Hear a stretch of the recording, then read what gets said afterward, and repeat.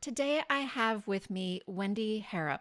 She is so intriguing. I'm so excited to get to know her better today. She had me on her podcast a few months ago, and we were referred to each other by a mutual friend and another podcaster, and we had a lovely conversation. And I am so excited to be able to get to know her better and her backstory more because she does some really cool stuff that you're going to be interested in hearing about. So I'll give you the high level picture here real quick. She curates opportunities for women and couples, actually. There's some couples opportunities, some really cool things, to say yes to themselves through workshops, retreats, farm stays at her historic B&B on a small flower farm in rural Massachusetts. And she designs, curates these, and then facilitates these beautiful culinary trips to France. She is also the host of the Say Yes to Yourself podcast. And Wendy, welcome. I am thrilled to have you and continue, chatting with you, get to know you better today. Thank you, Charis. I'm so happy to be here. So, first of all, let's talk about I know from our talk before that at some point, so tell our audience a little bit more about this, when and how and why you started this, or the B&B. I know you moved to wait, did I say Maine? Yeah, you're in No, Maine, right? Massachusetts. Massachusetts. I said Massachusetts. Massachusetts. Yeah, Mhm. Massachusetts. And so give us a little background on that first. And then I of course want to hear like what connections you have to France. I mean, there's so many questions I have. So let's start with what had you move to Massachusetts and the B&B, and when and how did all this get started? Sure. Well, it started as a young child. So I grew up in Southern California, but my mom is from Massachusetts. So as a child, we would come visit, and I just thought this place is so beautiful. I I belong here. And every time we would go home, I would be so sad. And my cousins thought that I was crazy because you can golf at Christmas in California. And we lived a mile from Disneyland. And they thought those two things alone would be reason enough to be filled with joy and glee every day.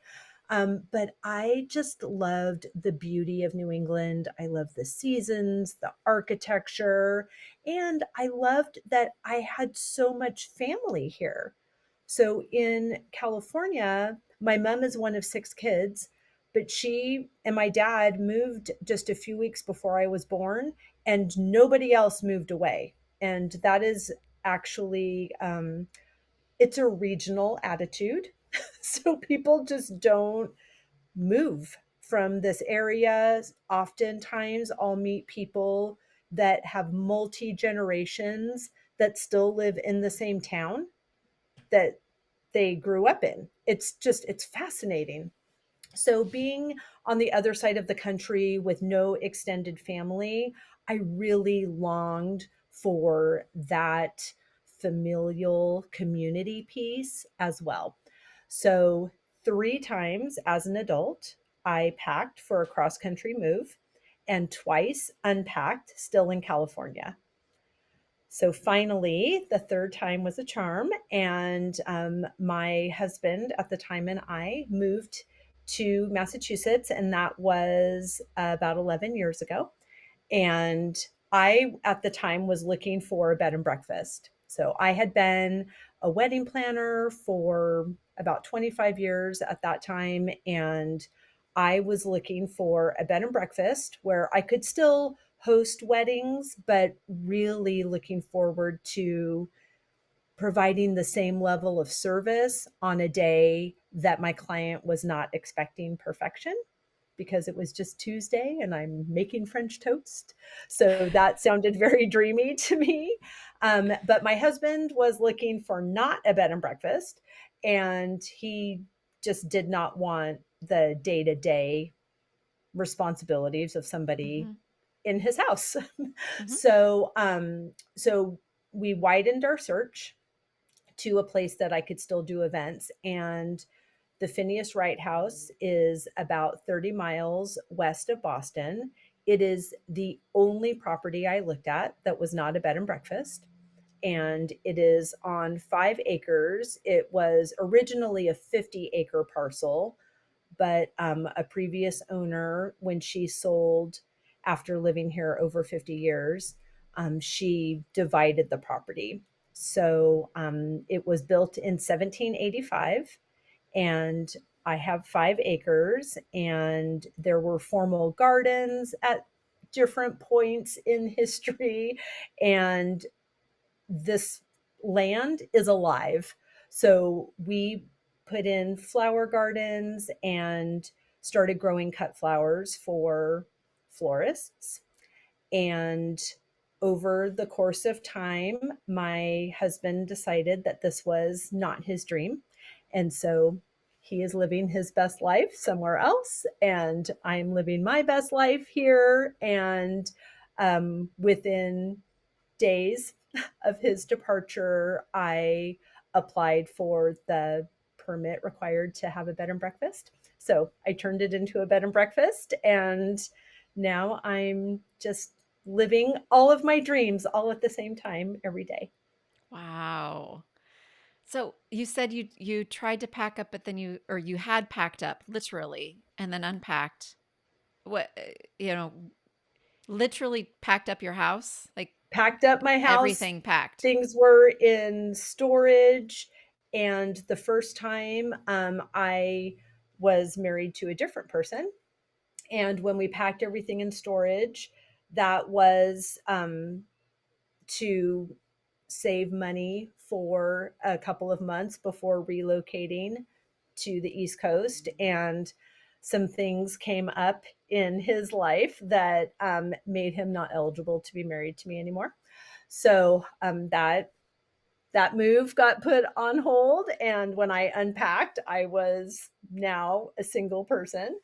And then the second time, when Keith and I had packed everything up, he was looking for jobs on the East Coast and interviewing for a new position in the Bay Area. And we were looking at houses in both locations and put in offers at the same time. And the offer in California was accepted, and a great job opportunity was available for him as well. So I unpacked again, still in California.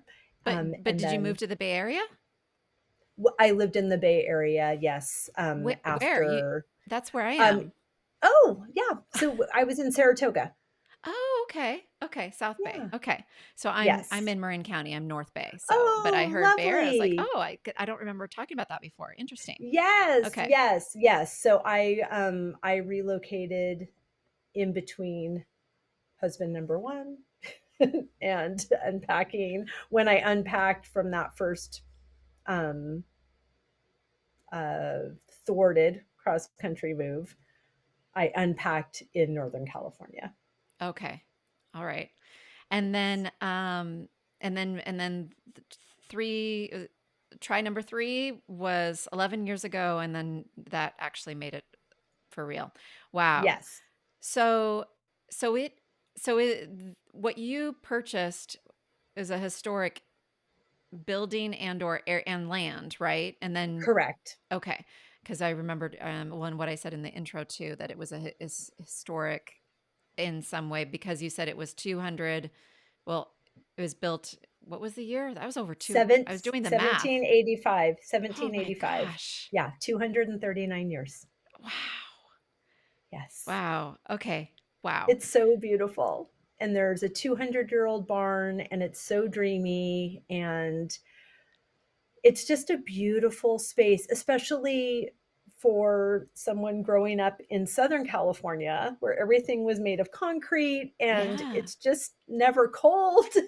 So I just twirl around every day in absolute delight and joy to be here, and I'm so grateful. And the energy of this property, it's really special. So I feel it every time I pull in the driveway, that I cannot believe I get to live here. But when people come, whether they're coming for a floral design workshop in the barn, or they're coming to do a farm stay at the bed and breakfast, or have dinner in my field, or whatever fabulous thing we're doing here, they'll say when they get out of their car, some people are like, I felt like I was just going to start crying when I pulled onto your property. So it's right on Main Street, but something happens. You are transported to a really beautiful place that I feel like time stands still when you're here. Wow. And so that's such an amazing thing that has come out of the bed and breakfast, where people have come, when not just to look at the beautiful changing leaves, but the majority of people that have come here have been in some sort of transition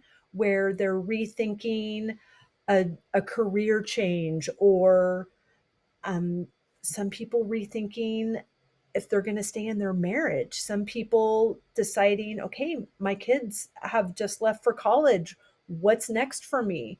And I found that I'm holding space for people that are holding space for themselves. Mhm. And it's just such a beautiful gift. Mhm. A lot of my clients, especially in recent months, has there's definitely been a trend around um, transitions, life transitions, Mm, significant life transitions, either about to enter one, wanting to enter one, been in one for a year or two and kind of feeling a little wonky and trying to kind of get their bearings. So I can really relate to that and holding that space because there's a lot of fear that comes up, and some of times it's obvious to us and to them, and sometimes for the person going through the transition it may not be so obvious. It kind of, especially I think societal pressure and norms, it's like, well, you should be able to just buck up and move on, or make that decision and whatever, or just retire and have the life of your dreams because that's what the story, that's what the storybook says you're supposed to do. And it's not so simple, and it takes some definitely takes space. I think yeah. a lot of people that I work with and that are listening here um, are people that are continuing to learn how to embrace the space in their life, or even to make room for it first of all, and then once they've found that they've got some, not just fill it up so fast, to embrace it, breathe into it, like find the wonder and the beauty inside of that space. And it's such a gift, and I think to for people to give themselves the time to go be with you, be it in your space literally. And also these, so that actually, this is leading me to think about your curated trips to France. Talk Mm-hmm. about making space. So Right. I've seen recently in your emails, because I get your emails, that you've got three beautiful trips coming up this year that you've curated, and you've recently announced them. So uh, tell us about those. But actually, before you get into all of that, why France? What's your connection to France? Like, is there some family connection there, or did you fall in love with it at some stage, or any or all of the above? So first of all, why France? And then tell me more about how did you get started doing these trips? Like, when did that come about? And tell us more about all of this, because this is so cool to hear about. My pleasure. So it's so funny because, to me, why France is just a rhetorical question. It's just, of course, France. It's like when people ask you about your vacation, how was Hawaii? It's like, really? Of course, it was Hawaii. That's how it was. It was amazing. So, France is one of those places that I always wanted to visit. And on my first visit, I was 30 and my husband took me there. And just as soon as we stepped off the train in Paris, because we came from London, that that city captured my heart.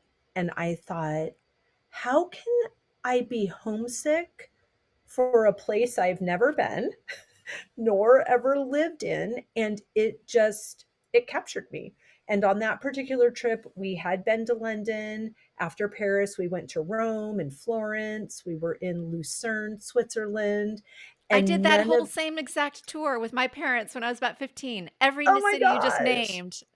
Oh my gosh, it was amazing. It was Yes. amazing, and it was my first time, and because we were traveling, by train, I packed in a backpack, and I know, like, that is not amazing. So that was the Well, at least 17 not maybe for you and days. I. For some people, I'm Right. sure. Oh my gosh, I threw the one pair of shoes that I took, I threw them away when I got home. I was like, "This is awful, and I will never visit Europe again and not feel fabulous in my clothes."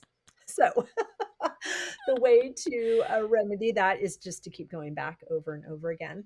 So, how these trips came about was really, so many beautiful things just converged. All the stars aligned with this. And, similarly with the bed and breakfast as well. So, using my experience as a wedding planner, where I would pull in different vendors to offer their certain brand of magic to make our client's day brilliant.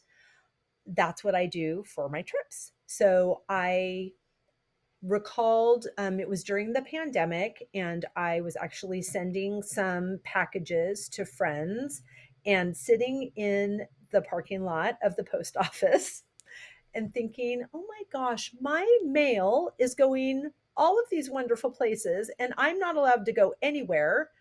And I've been to some pretty great cities, and I've been to some really great cities multiple times and kind of have a routine of what I do and where I stay. And this is where I have coffee, and this is where I get that chocolate croissant. And these are all of these wonderful things. And so I did an Instagram live from my car in the parking lot of the post office and just said, hey, friends, I've been places and I would like to go there again. And I know how to put a day together, and I know how to pull vendors, and I know how to create magic for my client.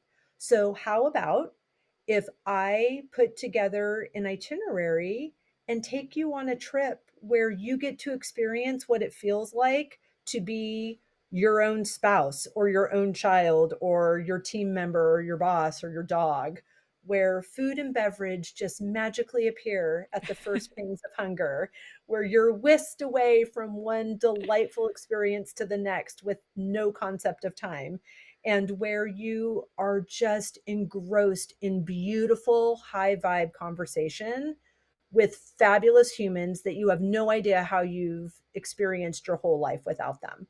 And 78 people joined that list that day.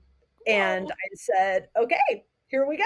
And I just started writing all of these emails of all these places that I had been: Carmel by the Sea, Seattle, Sonoma, California, Woodstock, Vermont, and then Port-en-Vaux, France, which is this tiny riverside village in southwestern France that my dear friend had recently retired and relocated to.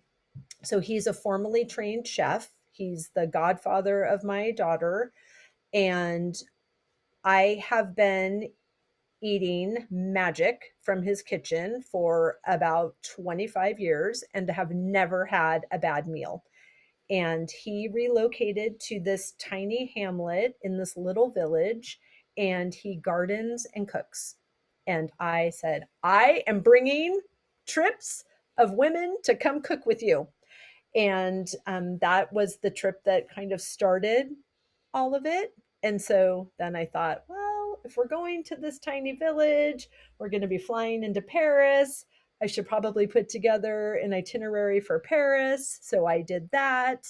And since October of 2021, I have been leading these dreamy trips in the US and to France. And primarily, they were for solo female travelers. And I've been asked over the years, would you please do something for couples? And would you please do something for men? And I was like, well, I don't know. Because I really like how this has been. But I've decided to widen my scope for this year. And so I do have a trip in Normandy. So we'll go to Normandy in May. And that particular trip is for solo female travelers. And then in September, I have a Paris and Versailles itinerary that is stunningly gorgeous, and I'm so excited for it. We are doing a private walking tour with Claudine Hemingway. So excited. We're Wow. doing these private, I know, I'm super excited, and I'm interviewing her for the podcast, which is so fun. We're doing private cooking classes with this woman, Veronique, who will take us through the market, and then we make a multi course lunch in her Parisian apartment. We are doing a macaron class with my friend Molly, who is originally from Texas, but she went to Le Cordon Bleu in Paris and worked in several bakeries in Paris, and then met Francois and never came back. And now she teaches private pastry classes out of her Versailles apartment, which is about the most ridiculous sentence that anyone can ever utter. I'm so happy for her. And she's working on her second cookbook. She has an online pastry school. She's amazing. And then the last day we will spend with a woman named Cynthia Coutu, who is a champagne expert. And she is taking us to Champagne for the day. And it's during the harvest. So we're going to this small producer. It's a family owned champagne house that the woman at the helm is 10th generation, and we are going to harvest grapes for the current harvest. We are going to have a picnic in the vineyard. We're doing private cellar tours. We're doing all of this dreamy, fabulous goodness. So that trip is for couples, and I'm only taking 3 couples. So these are really small, intimate, interactive, immersive experiences that nobody else is having. And then the third trip is to southwestern France to cook with my friend Jeff and to do many, many other fabulous things that celebrate that region. And that is for solo travelers and for couples. Wow. And how long are each of these trips? The trip to Normandy is May 13th to 18th. And the Paris Versailles trip is September 14th to 19th. And the Charente Maritime is September 20th to 26th. Okay, so 5 to 6 days, most of them. Mm-hmm. Okay. Wow. They sound just amazing. I They mean, are amazing. yeah, yeah. And then you get to go to all of them. Yes, and I get to provide that same level of care that I Hmm. gave to my bride to each of these clients. So I'm with you every day, all day long. We're staying in the same hotel, and all of these trips are all inclusive. So, all of your food, all of your libations, all of your ground transportation, everything that is on the itinerary is all included. You just need to get yourself to Paris or Bordeaux, depending on which trip you want to take, and I'll take care of the rest. Wow. Oh my gosh. You're right. When I use the word dreamy a few times, and they definitely sound that way. Absolutely. Absolutely. So, Yes. we're going to have links in the show notes below to, you know, to be able to see the details on Wendy's website, of course. So do not fret.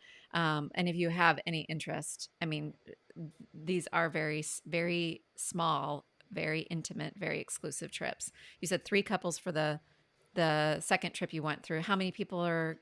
able to go on the first one? What's the max on that Wendy, one? Solo, five five women. solo women. Doesn't mean single women. It just means women that are wanting to Correct. that are traveling solo, and or Yes. with a buddy. I mean, they could be, Oh, yeah, friends. But okay, so absolutely. five women, then three couples, and then the last trip. How many couples and or solos? How many people collectively? 10 guests. 10 guests total. Yep. Wow.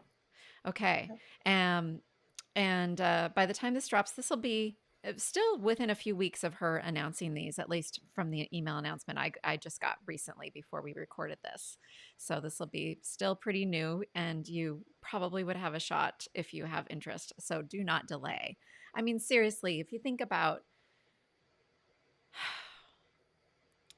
this is one of those things that if you have that whisper come up and you're like, yeah. And if you know that you can do this and it's not going to cause any challenge to you financially, that like listen, listen to your little heart and spirit saying, go on in this adventure, do this thing. I mean, um, I really invite everyone to. One of the things I work with the most with people is trusting themselves and giving Hmm. themselves permission. Right. And it's not, I mean, and I'm not just saying blatant permission to just go like, if this isn't something that would work into your budget or your plans, your responsibilities, depending on your commitments. If you, but if this intrigues you and technically you're able to do all of this with the time and the money, permission can, what's standing in your Permission way? granted. Yeah, That's right. exactly. Right. I mean, and I think there's so much to that, which is why my podcast is called Say Yes to Yourself. All of these experiences, you're not saying yes to me to go on the trip. You're saying yes to you. And that yes has beautiful ripple effects. Of course, it supports my business. It supports the businesses of all of these fabulous collaborators that we're meeting with. But it's also the ripple effects of the people that you leave behind at home. They see that you are taking a stand for something that's important to you. And I think if you hear these details and it makes your heart swell, that's because it's for you. Mm-hmm. If there was a trip, if you were telling me about a trip that was to, I don't know, to NASCAR, something, and that I was going to get my very own jumpsuit and I could be in the pit with the people, the crew, and change the tires and meet the whoever the people are. Obviously, I don't know who these people are, but like nothing about that trip is a yes for me. And I'm sure what an amazing experience to somebody who it resonates with that kind of experience. Mm-hmm. So it's not that I just say yes to everything and I throw caution to the wind and I'm frivolous. No, I know myself. I take the time to be friends with myself and know what I like and what I don't like. And when I hear something that is an alignment for me, then I say, "Ooh, yes, please. I would like to do that." Well, I think that um, I've heard multiple times that based on studies and research, the most common regret, you know, that people have when they are passing away is like not doing stuff. It's Yeah. not having experiences. It's not about the things, it's not about what they did or didn't buy, and it's about typically the things they didn't do. Mhm. The things they didn't do, whether that means taking the leap and going for the business idea that was always in their back pocket, or the some of the travel or some of the experiences, or the one person that they wish they would have asked out on a date, or but Right. it's typically about life experiences. And so I think you and I we've done a lot of work on ourselves, Yes. and we say yes to ourselves a lot more than we used to. I think it's Yes. fair to say from our prior conversation and what you just shared. So, can you think back to a time you didn't say yes to yourself that you do regret? And I know that on a yes, we can look at it as a lesson and opportunity moment, of course, too. And yet the truth is, yes, that was the big lesson was say yes next time because the fact that you didn't stings, you know? Is there something you can think Right. back on? I actually cannot pinpoint anything because I didn't realize that the permission that I had been waiting for was supposed to come from me. I was waiting for someone that had a better idea or more money or more education than I had that was going to tell me what was the next business move that was going to make this thing super successful. I waited for my ex husband to tell me when I was allowed to do what I wanted to do. Um, I, I grew up in a house where I was encouraged to be a good girl. And so I was a good girl and I waited. I wanted to live in New England my whole life. I didn't get here till I was 45. I wanted to be a mom. I had 20 Mother's Days with no child until I got to actually celebrate Mother's Day after adopting a little girl from China. I was not a stranger to waiting, and I thought that that was just what you did. Like if God wants you to have it, then he'll give it to you. And I didn't realize that that was, in my case, a spiritual bypass where I was not taking any responsibility for my own opportunities to take inspired action. And so once I came to that realization through doing this work that you've referenced, and I realized, oh, I no one's sitting around thinking about how my life could be better. Like that's me. And if there's something that I can do, I say yes. I decide. I give myself permission. And then I did something and it worked and it was successful. And then that yes led to the next yes and then to the next yes and the next yes. So it wasn't necessarily something where I, saw an opportunity that I wanted pass me by and knew that I had a role in not Hmm. taking advantage of it. As soon as I found out that I had agency, I was a new person. And so now I just say yes. I am only available for what delights me.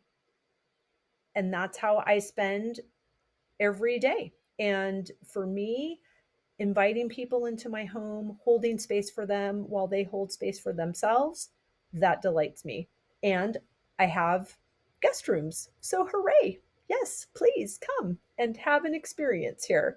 And take the time to have this pattern interrupt to really investigate, what do I want? And yes, maybe I've always known what I wanted, but sometimes things change and I get to ask that question anew.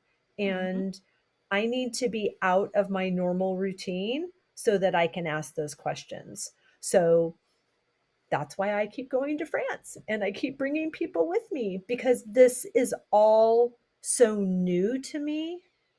And I'm that girl that when I go to a new restaurant and it's amazing, I have the biggest mouth. Like I'm not going to be quiet about it. And that's how I feel about this work. I've realized that I'm the person that says yes to me. And I want everybody to know that they get that same privilege. Yeah, I love all of that.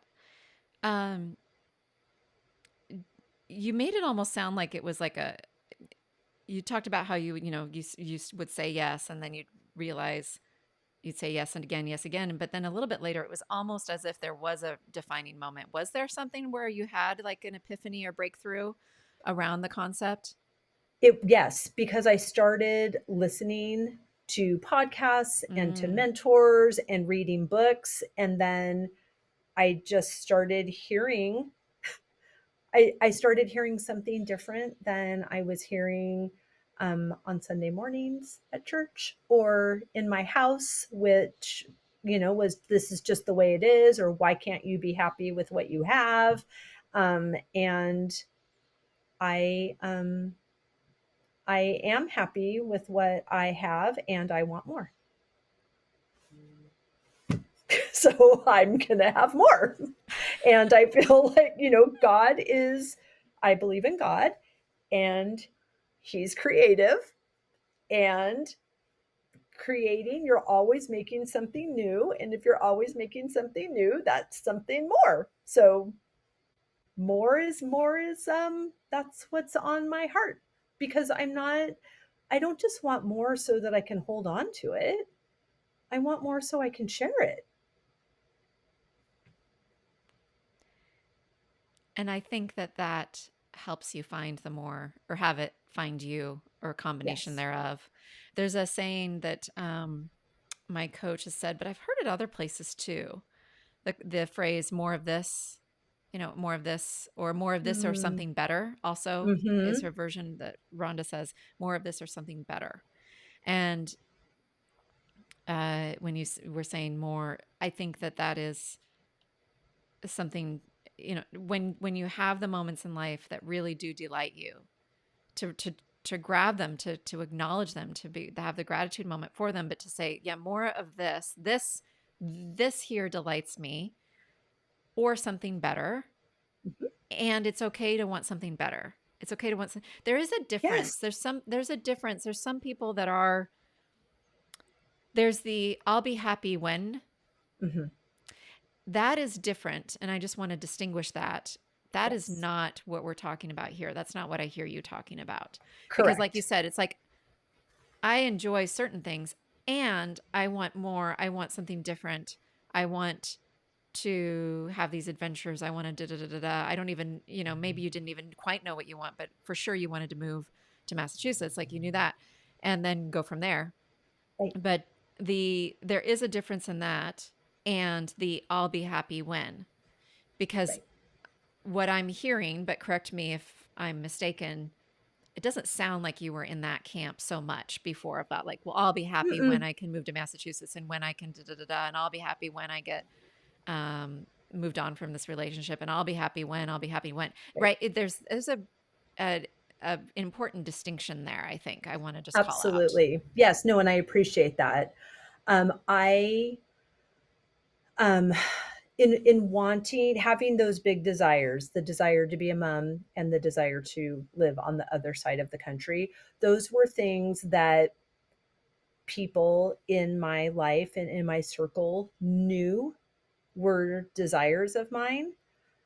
But I also had the ability to, well, I made the choice, I'll say, to live the life I had while I was waiting for the life that I wanted. Yes. And so I have always been happy.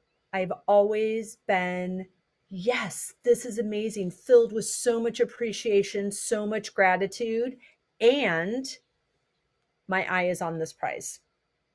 And this is just how I've always been. But now I am a mom and I live in New England. So I got a new prize. I have my eyes on a prize and I'm appreciative of this. And I have so much gratitude. I love the reason that it takes me so long to do my chores is A, there's a lot of them.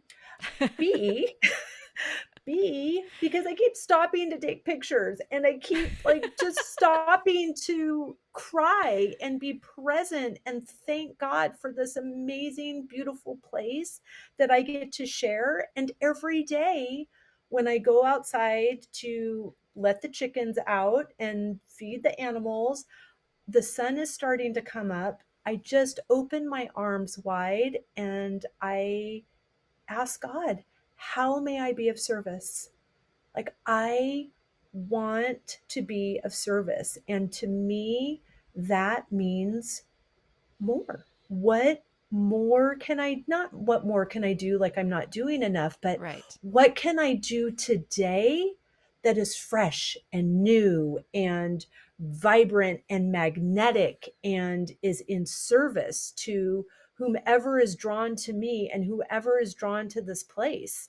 And I'm not going to say, this is a bed and breakfast and you must check in at 4 o'clock and you must check out at 11 and please do not do this and turn off the light. It's like, oh my gosh, no, you want to come? Awesome. What do you want to do? Do you want to go apple picking? Do you want to help me cut flowers? Do you want to pull weeds? Do you want to read a book? Do you like, what do you want to do? Where it's all, there's so much for us in each day, and I'm here for it, and I want to share it, and I want to um, hold space for people that are coming here and maybe they're not as well versed at taking it all in and celebrating it and twirling around and drinking champagne and creating a mind map for what we're going to do 2 weeks from now. And it's, again, it is not from a place of dissatisfaction. It's from a place of such abundant joy that that portal is just open. Okay, so how do you be present and find that joy in something like what I know you just recently did, cleaning out the chicken coop? Okay. That's For such a great example. question. And Thank you. and be honest, I will. I am sure that not 100% of your chores delight you all of the Right. time. That's 100% of your true. chores, if I'm sure that not 100% of them delight you 100% of the time. That's So how do you correct. work So around the times when some don't delight you and or some chores that are never delight? How do you navigate that? that's a great question. Thank you. And because I think for some people, when I say I'm only available for what delights me, they think it's an eye roll, or they think that I'm neglectful of people that are in pain. Okay. Well, no. Obviously, please, No. please, No. Or that please. you're like in some Pollyanna land of like seriously Right. you like cleaning up chicken crap. Like, No, no, I'm sure I she doesn't do not. necessarily. So I so let's wear get real on gloves. that. Yeah. So let's Yes. get So real I on how wear do you manage? gloves. I wear gloves. So that's one thing that's super helpful. And having chickens delights me. I love raising chickens. I am a complete egg snob. I had no idea I was until I started raising my own chickens. And then I had eggs somewhere and thought, this is not an egg. My sugar cookies are yellow because the yolks are so rich. I mean, it's just beautiful. I love raising chickens. A part of raising chickens is making sure that they have a clean coop. I actually take a ton of delight in going into the coop the weeks after I've cleaned it. So, knowing that my eye is on that prize and my eye is on the prize of raising chickens, this is just what you have to do. Yep. I don't like shaving my legs, but it's what you have to do. If you, Well, if you don't have right. to, but I don't if have to, but I delight in how it looks when I have and shaved my feels. legs. Yes, exactly. That's Especially such if a there's an funny. accidental contact, I would like to have shaved my legs. So there are just so many elements to that, right? Of course, with anything, I'm delighted by my spouse. Okay, does the fact that the socks don't actually make it to the laundry bath, that does not delight me. But this person delights me. So we either are not triggered by these different things that come up in the raising of the chickens or Mhm. being in relationship with people. Or we say, listen, you delight me. and I love this partnership, and I'm making this sock on the floor situation mean something that I'm sure it doesn't mean, because that would be very bold and blatant of Yeah. you. I love you Um, anyway. There's that I right. like that phrase, that I love you anyway. Yes. In my head, even sometimes with a relationship or something, any kind of relationship, any kind of anything, because then it's a choice. It's like you Right. see the stuff that you're like, okay, and then it's I love this person anyway. Right. And if it's But bugging you, and you can ask them, would it be possible to put your socks in the laundry? Or like, not, or you yeah, let I it love go. you One or the other. anyway. Yeah. Yeah, like Yeah. it doesn't Yeah. matter. I can't ask the chickens to clean up after themselves. Right. So it just is what it is. But it falls under the umbrella of I am delighted by having chickens. Great examples, some funny examples in there too. Well, it makes me think about, I'm not a parent of human children. I have Okay. my dog, and so I have a fur baby. But um, I know that as even a parent of her, there's moments when, yeah, you gotta clean up the bum because there's some she can't Mm-hmm. do it in Nope. certain situations with her hair and stuff.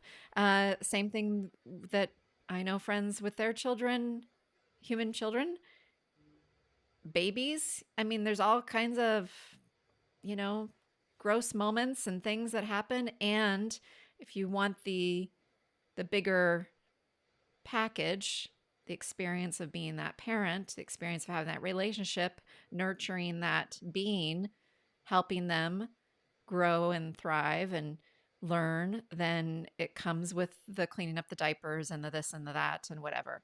And I think it's just it's a great reminder to us that uh the eye on the prize, and again, not in the way of the I'll be happy when prize, because that I Right. think a lot of people, I know I used, well, I don't want to say I used to be completely in that camp. It's more like there was a lot of years when I would be chasing something, Mm-hmm. in the sense of, instead of letting things pull me and going Right. where I felt like magnetized to go. I think that had I learned that skill sooner, I think life would have felt a little easier, or a Yeah. lot easier in some cases, and more jo- definitely some more joy sprinkled in, versus the work hard, play hard kind of way that I Right. did things a lot of years. Uh, I think that there was definitely, I've talked about before, the chasing versus versus like when I started my podcast, I felt this like pull, like it literally was like this magnet of like, must do this thing, but not in Right. this chasing, like I gotta do this thing, like how I used to kind of clamor at some things, some goals Right. and business ventures. But it was like, no, must do this, doesn't, and then the way I did it and just trusting each step. I personally, I didn't even tell you before we got when we were chatting. So this will be uh 2 weekends ago, from at least from when we're talking, I hosted my first in-person event. Yes, Congratulations. my first in-person live event. And so that was one of those things. The reason I'm thinking of it right now is it was one of those pull things. Like, Yes. it didn't part of it didn't quite make sense to me, of like timing wise, just some different things, and yet it was like, nope, you're just go for this. Like, there was just something like, Right. go for it. It's okay, trust. It's okay, go for it. And I initially had this like picture of like, well, let's max it out at this many people in this whole thing, and then da da da da da. But the truth was, as we got closer, I realized, and I started admitting to myself, that I really wanted an intimate group. Right. Especially for your first one. Yeah. And so I actually then, like, another version of me, a prior version of me, may have looked at this and said, oh, well, you're sabotaging it. Yes, you're not going to max it out Mm. because you aren't putting it out there. You aren't doing enough to market it. Well, then what I did was I found, okay, what else is pulling me? I was like, oh my gosh, this would be such a great excuse for a dear girlfriend of mine who we've known each other since we were 13. So Oh, 36, almost 36 years we've known each other, since ninth grade. And I thought something, I woke up one morning, I was like, invite Amy to come. And so I just did. I texted her and I'm like, I picked a weekend. I just said, I'm going to do this thing. Here's the landing page. I posted the website. I did the whole thing. And at least not necessarily promoting it right away, but I got the stuff, the information up. And she says, oh my gosh, this looks amazing. I wonder if I can get all the ducks in a row for my kids to be able to do this. So then I checked back with her, but once she committed, I was yeah, fully like, I am all in. I don't I care love that. how many people come. I am now all in for the Yeah, fun of this and for some sort of celebration this is going to be. And I'm going to be okay with whatever happens. And then when I noticed myself not really wanting to put it out there, not really wanting to go bug a certain like there was a some people I had some local names from like we'd all mutually given our information to share to each other of like, hey, hmm, here's our emails willingly to each other. Yet a lot of us were strangers to each other. So sure. is like technically I could have sent them each a one-off email and it'd been appropriate. And yet I didn't know these people. So I started doing it with a couple and then I felt it just didn't feel right. So I stopped. And not Okay, that it didn't like I had it was okay. It was not like it wouldn't have been considered spam. I just mean sure. it didn't something didn't feel right. And soonish I realized it's because I truly didn't want a bunch of strangers. I Hmm. truly didn't want a huge group. Right. And so it was like, am I okay then with what that might mean for my costs? Am I okay then with what that means, like with what the ramifications of that were? And then once I, continued to settle in with all of that, I still had the moments of the doubt and the moments of but you should be making this much and you should do it this way. And Right. so it was a continual process, literally up until the day of like, quieting, using my own skills to quiet the voices and calm the doubt and really embrace the moment, which I was able to do. It was phenomenal. It was so great. There was one newer person, but she came from a referral of a new relationship that was amazing. And I was like, okay, this is awesome. Yes. And then a couple of local friends and some other people that I knew on the periphery locally. It was this beautiful group. And out of it came wonderful things. And everybody, it was just so amazing. And that's because I followed Right. that pull and that I want more. Right. No, I want to do events. I don't know exactly what I want, like what I want, how many and what this should look like in the future, but I know I How have this can you vision. know? Yeah, your good point. Right. We don't make mistakes to learn from by thinking about what we want to do. Right. We have to actually do the thing. And taking that inspired action is how we get more information.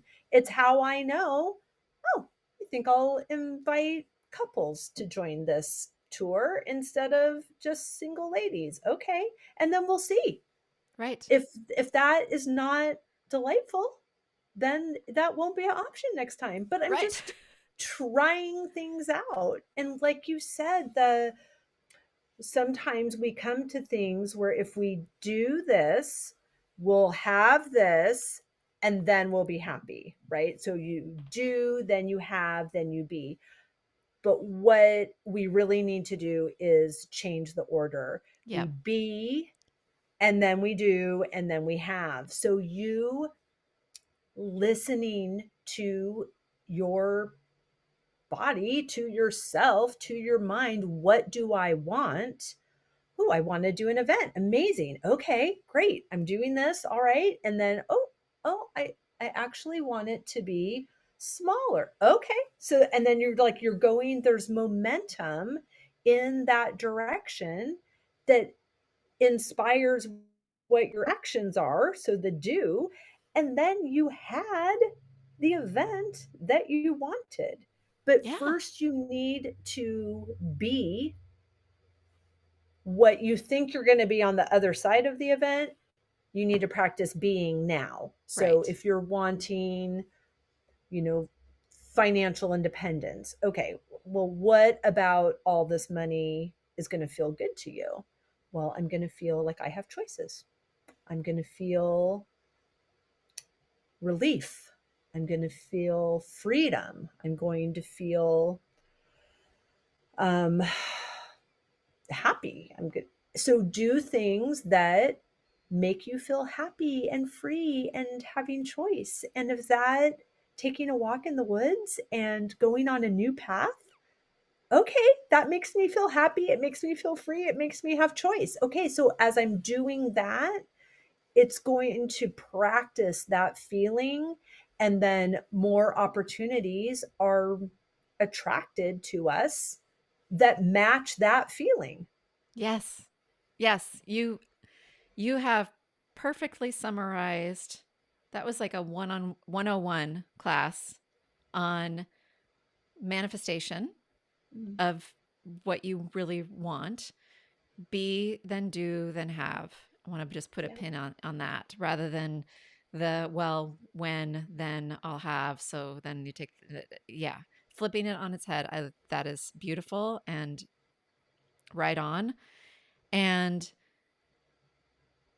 which also shows why also if someone is feeling in that scarcity mindset or something going on, it's probably because you're being in that space, in that zone of that worrying, and as we say in fearless living, on your wheel of fear. So you're Mm, just, if you're spinning over here, then all your action, you're being there.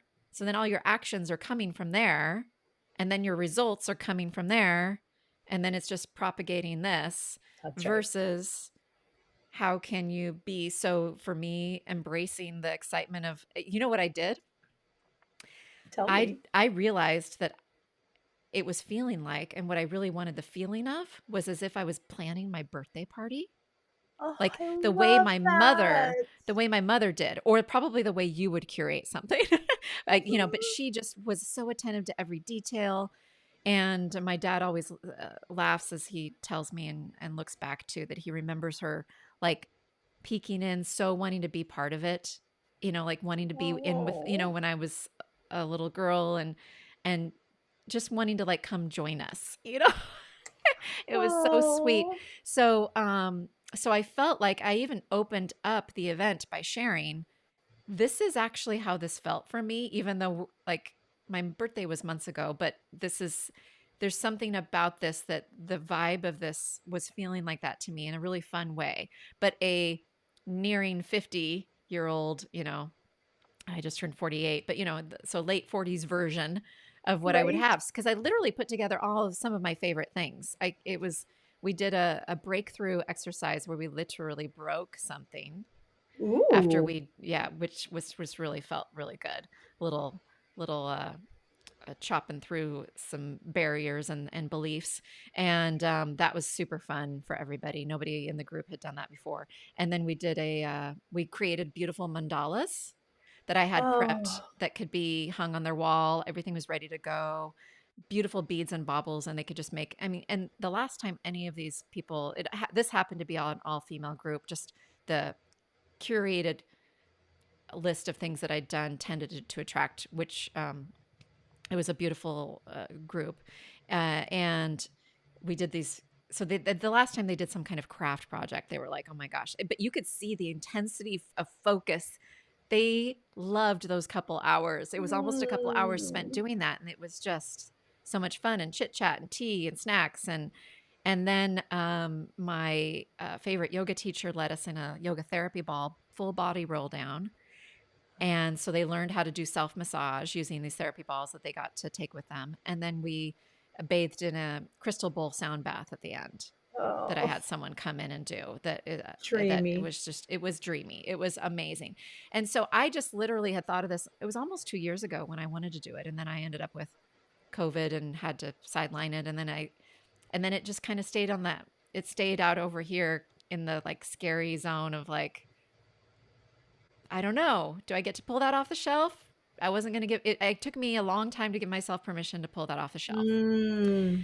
And then I just did, and then I had the beautiful idea plop in my head one morning to invite my friend, and then that just made it like super like, okay, this is like a party, except that instead of the puffy paint on t-shirt activity that my mom did when we were 13, we're going to make mandalas and we're going to do this, we're going to do that. But that's the vibe and the fun I had planning it. And uh and I'm sure you can relate because this is what you've done as a wedding planner and curating all these things. So I got a taste of some of that and it was so fun. And then, like you said, the things that come out of it, one of the attendees wants me to do some things, trainings with her team and some stuff, and was so happy she came. She's like, sign, like, count me in anytime you're doing anything. And then someone else says, I want to do, collaborate with you on some events. So Right.